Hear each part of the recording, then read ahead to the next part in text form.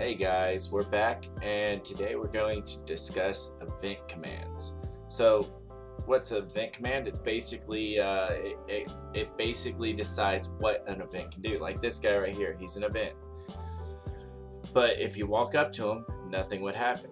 For instance, well, let me go ahead and show you. He has nothing on his event commands. He's just there. He's just standing there. So let's go ahead and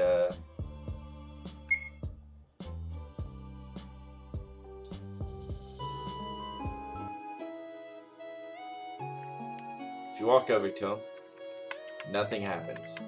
He might as well be a tree. He doesn't do anything, doesn't really exist.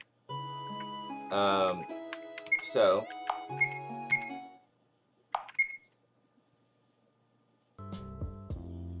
what we want him to do is something, anything, right?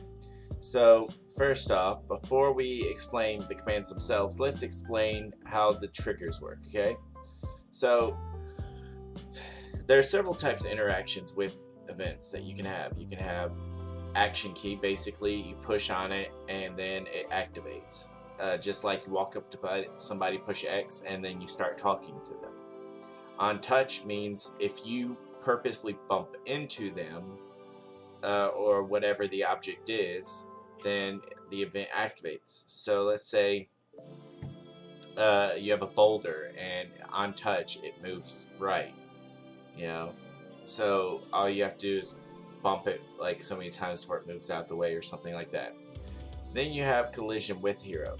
This is similar, except this is the event bumping into you. It's not you bumping into the event, it's the event bumping into you. So let's say you stood still and the event is moving and it bumps into you. Then something happens. Forgive me. So, like for instance, say you have that same boulder, but instead of the boulder needing to be pushed out the way, say it's rolling down a hill and then it bumps into you and then knocks you, the event can be scripted to knock you out the way and deal damage to you. So collision is kind of cool in its own way. Now auto start is kind of a tricky one to work with. You're not really going to be using auto start very much except for during scripted events such as cutscenes kind of thing. So basically, let's say you walk into a room, this event automatically plays, and a person walks up to you, says stuff, then leaves, and then ends the event kind of thing. Parallel process. Parallel process is kind of weird. Basically, it's an event that triggers in parallel to another event. That one I'll have to explain some other time. Now you got layers. The layers basically explains where the event is to you. So let's say you have a button on the ground. Well, if it's on the ground, you're going to want it to be below the hero so you can walk onto it. If it's the same layer as the hero, that means that it's the same as you. So let's go ahead and use this for example, okay? If it's below you, you can walk onto it. If it's the same as you, you can't, it's in the way. If it's above you, you can move under it. So that's kind of how that works. You have the three layers: below, same, and above. The only reason why you would use above is if the event was like a butterfly, a bat, or a chandelier, something like that. Same as you, that would be any, just about any object really. A door, a person, a boulder, a switch on the wall. Then you got below you would be something you would want to be able to walk onto. So let's say an invisible event that once you walk onto that spot, it teleports you somewhere. Or you walk onto that spot that starts an event, kind of thing. But we want this to be the same layer as you. Then you have the type of animation. So certain animations, certain things require constant motion, like butterflies or whatnot. Otherwise they just stand still and they're frozen in place. So check this out. Now he's walking. You can actually choose the direction he walks, you know. But now he's walking in place. You know, you can put a treadmill under him or something like that. Make it look like he's just walking in place because of that. And of course you can make him spin around. You can give him a fixed direction. Where basically he'll always face this direction no matter what. Let's say you push on him from underneath, from the bottom of him or top of him or the other side of him, he won't change the direction he's facing. You can also make him face that same direction and continuously move. So he'll never look up, never look down, never look behind him, and always move in that direction. Let's go non-continuous. Then you got the movement frequency, actually. So let's put continuous back on. Movement frequency basically shows how fast he's moving. So you can go slow move, slightly slow, normal, faster, and really fast. It's like they're running up to you. And then, of course, you can choose the type of movement. You can actually make it move away from the hero, towards the hero, vertical, horizontal. You can random. You can choose the direction it moves, or you can just say it doesn't move. So you got that. Now, right here, these are preconditions. Let's go ahead and explain preconditions on events real quick, okay? So you got, let's say you have 3 layers of this event, okay? Where, let's say he says, "Hi, my name is EV0, okay, 0001." And then weird. So EIRD. Alright, you can see. Weird what? Right? So the basic gist is this one right here is this one will say, "Hi, my name is event this, weird, right?" But this one right here and this one right here actually take place, the highest number will always take place first. So if I were to go in game, he would not say this, he would just say whatever's on this event, right? Unless I put a precondition. So this one we'll go with, this condition right here requires that we'll say this one requires you to have a potion on you, and this one requires that at least 2 minutes has passed. Minutes, seconds, right? Has passed. Or is that, or less? So that would mean under 2 minutes. So actually, it would stay active for up to 2 minutes, and after 2 minutes, it would no longer be active. Let's not go with that. Let's go with switches instead. You take off the timer and put on switches. We'll name this switch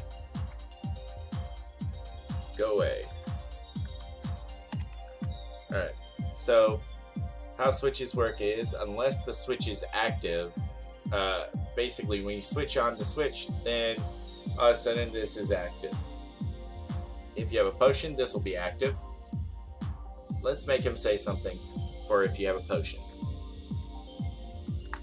"Oh, I see you have a potion." POTION. Right? "Oh, I see you have a potion." And then, let's say "Go Away" is active. We're like,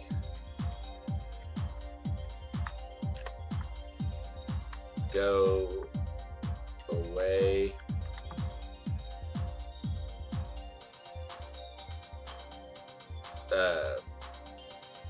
I have nothing left to teach you. Lol. Alright, so basic gist is this one's active unless you pick a potion. If you pick a potion, then this will be active. But if you flip the switch, whether you have a potion or not, this one will be active. So let's put on a potion somewhere. Say, let's make this look like a potion. Object.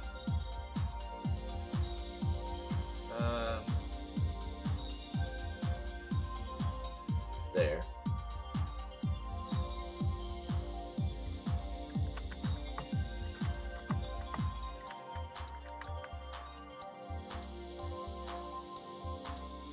Item management, potion. And then just so we can yeah.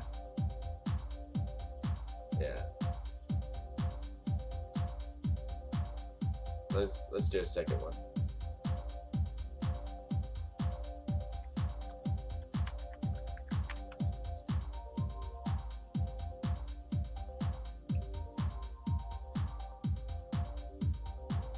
Switch operations, potion. Alright, cool. And then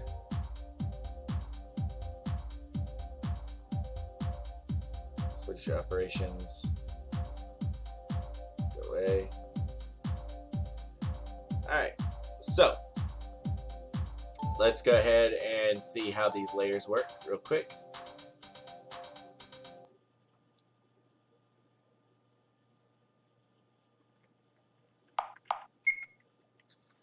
So now you got this guy who he says stuff. If you walk up to him, he'll say, "Hi, my name is EV0001."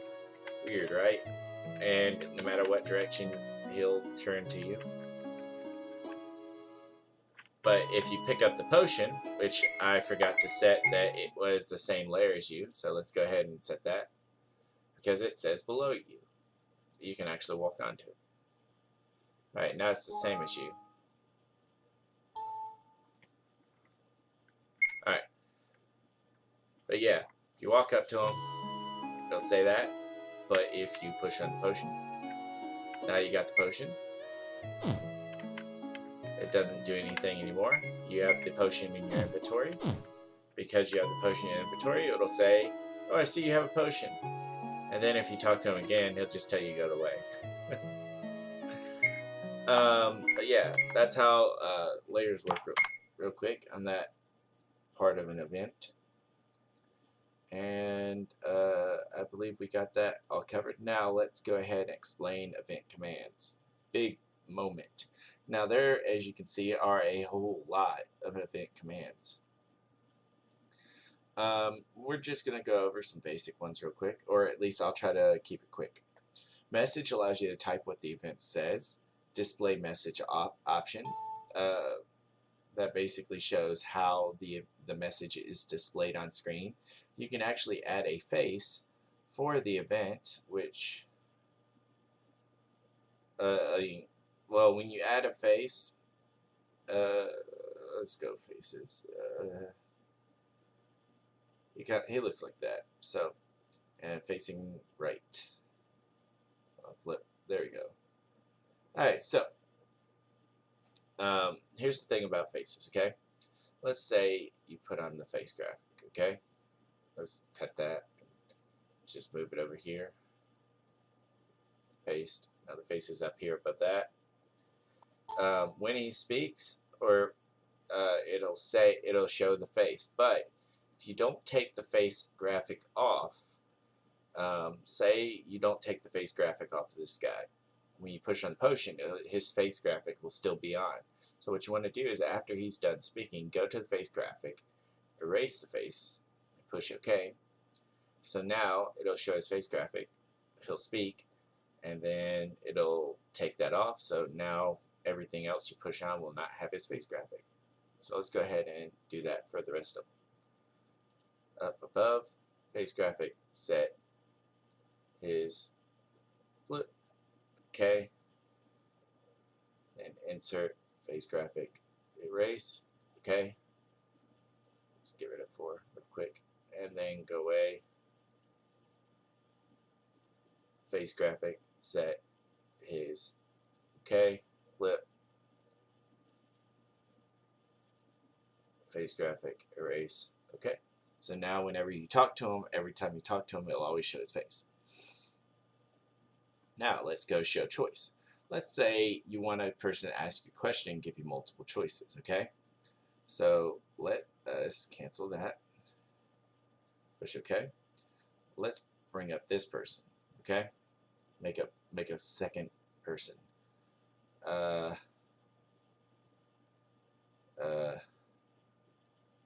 you go. You got a little zombie there. Have him face up. And let's say the zombie, let's put on the zombie face for him. There you go, the nice little pretty face. Alright, let's say the zombie says a message. Oh. Am I, capital, ugly, U-G-L-Y, question mark. Am I ugly? Alright, now you want that to actually be a question. So you go show choices, yes, no. Okay, so now after he says, am I ugly, also after, well, after am I ugly, let's go ahead and take the face graphic and erase. Am I ugly? And then it says yes or no. Now he'll be like, yes, you're ugly. He'll be like, I knew it.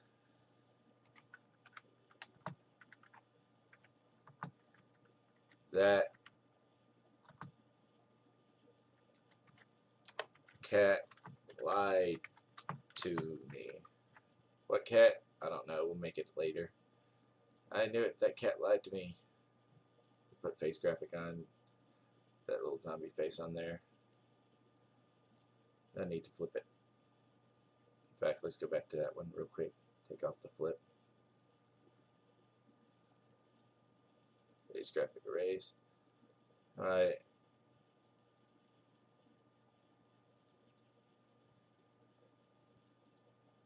Alright. I'd be like, no, you're not ugly. Be like, cool. I bet all the chicks dig this FAC. Alright. Just so y'all know, and see how I pushed enter right here instead of kept typing on? For some weird reason, if you type on this way, it just doesn't show it on screen in game. So just like somewhere around here, just push enter, go down, and it only goes down like so far too. You can't even type down too far either. So I don't know why the game does that, but you know, it's just something I figured out. Erase, and that's that, right? So you got your choices. Let's go ahead in game real quick. Walk up to him. Oh, hey, look, it's a zombie. And you'd be like, yes, I knew that cat lied to me. Or be like, no, cool, I bet all the chicks dig this face. See? And of course, you can actually have those choices affect the actual game itself by attaching switches and whatnot to it. Which, of course, switches I'll get into more detail in later episodes. Alright, so we got that under control. Let's go ahead and explain some more stuff. Alright, so after choices, we have input numbers. Input numbers allow for certain events to automatically take place. And then you got switch operations. Basic gist is you can flip switches within certain ranges, or you can flip individual switches. You can, of course, like I said, flip switches within so much range. Like, say you want to turn all the switches off. 1 and 2. Boom, 1 and 2 are off. And say turn off. Instead, you can turn on, turn off, or toggle on and off. So, yeah. It's kind of how you want to do it, but you turn off all the switches. You can go variable reference. So let's say you right here input a number. and made a variable, well, that references another switch that you can active from that. All right. Then you got variable operations right here. The variable switches. When that switch is activated from the variable, you can actually change variable numbers as well. It's kind of complicated, and with those numbers, you can make all kinds of stuff happen. So this right here is a lot more complicated than I have time to tell you about. Time operations. Now you can set a timer. You can make the timer start. You can make the timer stop. Um, you can basically set a variable. You can put on 2 timers. And once the timer has been set and all this stuff, you can make the timer be displayed on screen. So let's say 2 minutes. You just want it to be set 2 minutes, and then all of a sudden start, display timer on screen. Timer runs during battle just because, and then if you wanted to, you can have another thing stop the timer, you know. And timers are super useful for, like, say, contests, escaping a place in time, so on and so forth. And then what you'd have to do is you'd have to make another event that says when the timer runs out, this happens. You know, see, there's the timer 1, timer 2. So when the timer reaches 0, then event activates, kind of thing. Anyway, let's go on to change money. You can basically give somebody money, give your party money, or decrease your party's money, or you know, you can go to variable switches that equal so much money.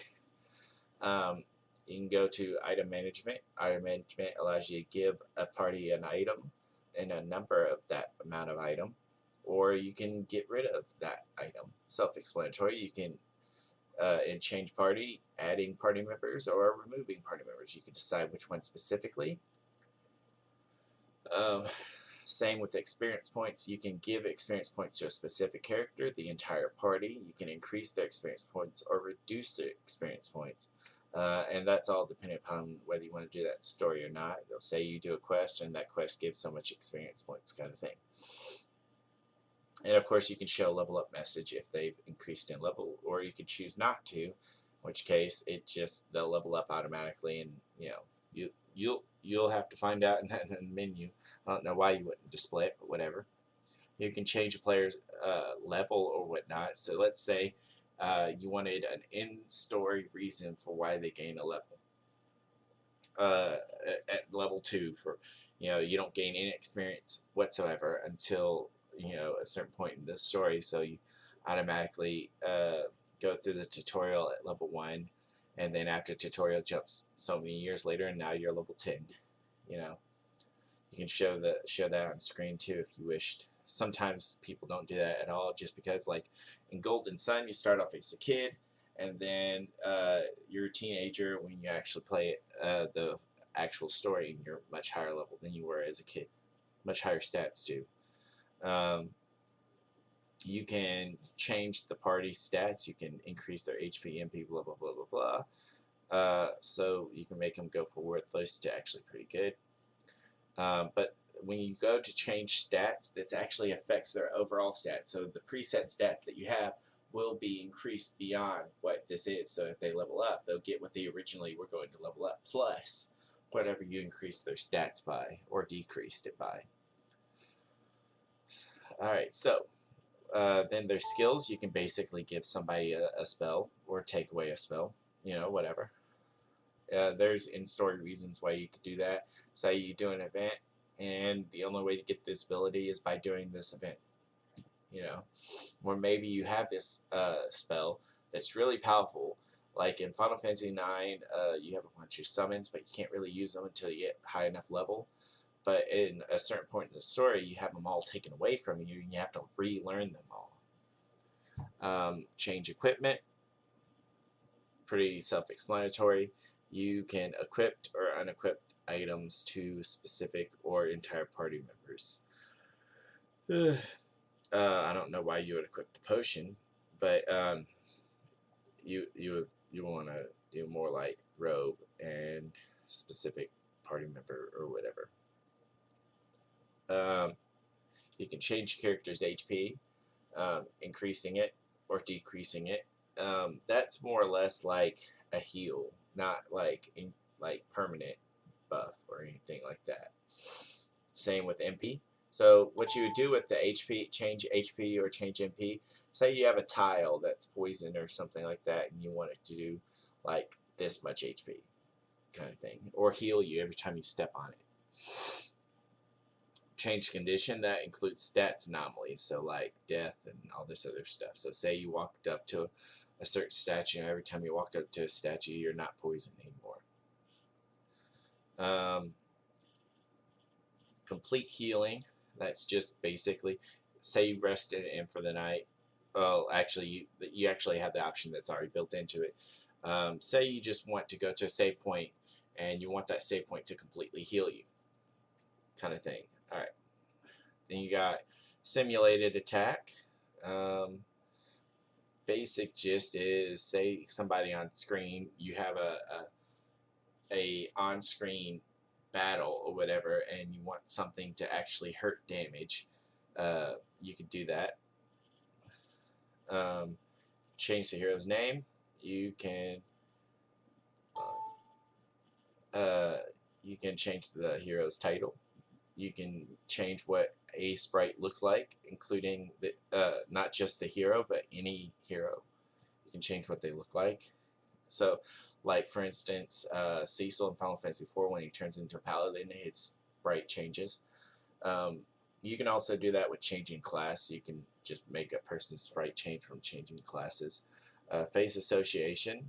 So whenever you go into the menu, or whenever their picture is shown during battle, you can change that if you wished. You can change a vehicle's graphics, so instead of being like one thing, you can make it another thing. Changing background music, not just, it's not like, let's say you wanted a victory music to change or the battle to change, so you want a different music for a boss battle. You go to battle and then you change the music and make it different. And you can also change that world music, change all kinds of musics with that. Sound effects, same here. If you wanted a certain sound effect to sound different, like clicking or whatever, whenever you push menu, it makes a certain sound. You can make it different in-game for whatever reason. System graphics, which is you can change the battle system. Let's get rid of that. Transition screen. So let's say you want to enter a room, or you want the you want to enter a room. You can put teleport and then transition screen into this. Blah blah blah. That's basically that. Enemy encounters, self-explanatory. You can schedule enemy encounters from bumping into an enemy, this or that. Shop window. Say you talk to somebody, he's like, hey, I have something for you. Open up shop window. In message, enter hero's name. That one right there is kind of hard to do. So basically, let's go ahead and let's try that real quick. Go push on this person who's the same as the hero. All of a sudden, you go to change, enter your hero's name. Show this. There you go. Let's see what happens.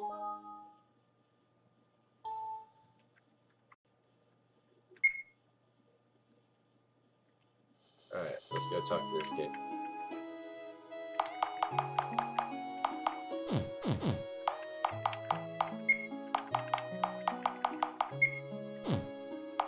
So it erases 2 at a time for whatever reason. Whatever.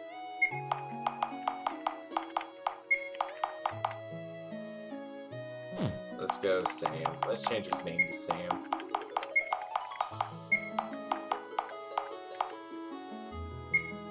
You can choose symbols too. Sam smiley face. For some reason it chose cash. I don't know. Anyway. Done. Now my name's Sam. In game.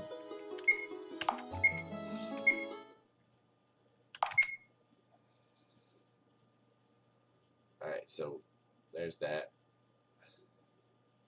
You can teleport a person. Teleports basically means screen transition to a different area. So let's say you want to move from this map to another map. So let's say you're walking around town and you want to enter a building and you walk to a door. That teleport will allow you to teleport from that door inside a building. Of course, I'll explain how that works in another episode as well, but that's basically that. Memorize position so you can recall that position. Basically, memorize. Let's say you're standing in this spot, and then another event would allow you to recall you to teleport back to that spot. You enter exit vehicle. Basically, force the character to be inside of a vehicle. Start position. Basically, you can decide where you want the vehicle to be. So let's say you get to a certain spot and you push on a post, then the vehicle appears. You know.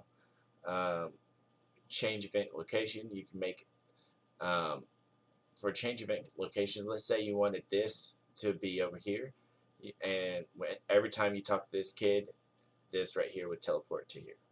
You know, that's basically what that would do. Now you got trade to events. You can basically swap events, make the kid and the dude swap places. Store terrain ID, store event ID. Those are things I'll just have to explain in another video. But basically, you can make grass something else. Hide screen. You can basically make the screen disappear. Show screen. You can make this screen reappear. When I mean the screen, I mean like what you see in game. You can tint the screen. You can make everything black and white if you wanted to. That's how you do it. Everything would be black and white and gray, so it's like good for flashback scenes. And of course, that shows how long it would take to transition from color to black and white. And you'd have to put a second one to make it transition back to color. And of course, everything pauses during that if you put this on.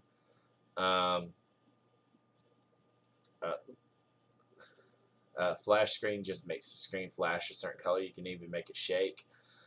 You can pan the screen, make the screen go to the left or whatever. You can make it weather effect. That's a good one though, right there. Weather effect. You can make rain, snow. You can make frogs, a sandstorm, and you can determine the intensity of the rain or snow. I love rain, so let's just every time you talk to this kid, it just starts raining for some reason. Why? Because I love rain. Show picture. Basically, you can make a picture show on the screen. You can make that picture move. You can erase the picture. So let's say you talk to a person. He tells you where to go onto a map. The map appears on the screen, and it shows a red dot on the map where you're supposed to go, and then continues talking. Hey, you're supposed to go here. Then the map either moves to the top of the screen. The event continues at the end of the event. Erase picture. The picture disappears. Yeah. That's how that works. Show battle animation. So that one basically, you can make this appear outside of battle. You can make an / appear on an event. You can say the hero, you can say the ship, you can say anything. Hero sprite transparency. You can basically make yourself transparent. Transparent means see-through. So you'll see yourself, but you kind of see-through. Flashing sprite. You can make the hero basically flash blue or green or whatever color you want to. Move event. You can force an event or the player to move in a certain direction for scripted events, cutscenes and whatnot. Proceed with all movement. Halt all movement. Wait. Self-explanatory. This is basically your system stuff where you can basically make music play, change battle music, make sound effects happen, play movies, like if you happen to have movies made for whatever reason. Like, let's say you played a cutscene from, let's say you made a YouTube video like this and you wanted to play a tutorial. Play movie. Tile set change. Basically, you would change from world map to inside a town. That's really not something you want to do, for sure. Get rid of that. Encounter rate, basically you can make it where when you walk into when you push on a certain event, you can run into enemies more or less. Tile substitution, you can basically change a tree into something else or whatever into something else. Teleport target, self-explanatory. Um, Open save menu, you can force an open save menu for whatever reason. So let's say every time you push on this crystal, that's how I do my saves in last year RPG. Whenever you push on a crystal, it heals you full, plays in a battle animation, and then opens the save menu so you can choose to save if you want. Label, jump to label, loop, break loop, event in process. All these things are kind of self-explanatory. Force a game over, force a return to table screen. You can change the character class, or you can change their battle command. Like, let's say you don't want him ever to use fight again, or you want to add that, it's whatever. Anyway, there's a lot of stuff, and of course I'll go over it all in more detail later. Let's go ahead and get that rain going real quick.